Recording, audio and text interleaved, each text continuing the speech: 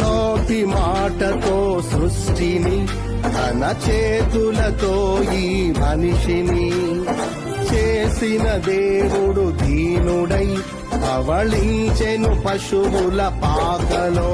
నీ చరిత్రను మార్చు దేవుడు తన మహిమనే నీకిచ్చెను.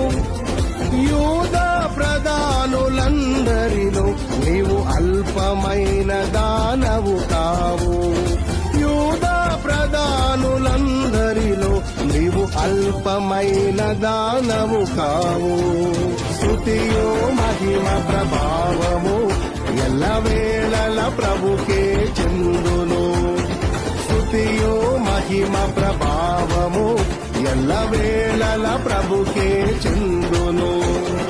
రక్షకుని జన్మస్థలమా యూదయ బెత్లెహేమా, ఆరాధనలకు ఆరంభమా హృదయార్పణలకు నివాసమా.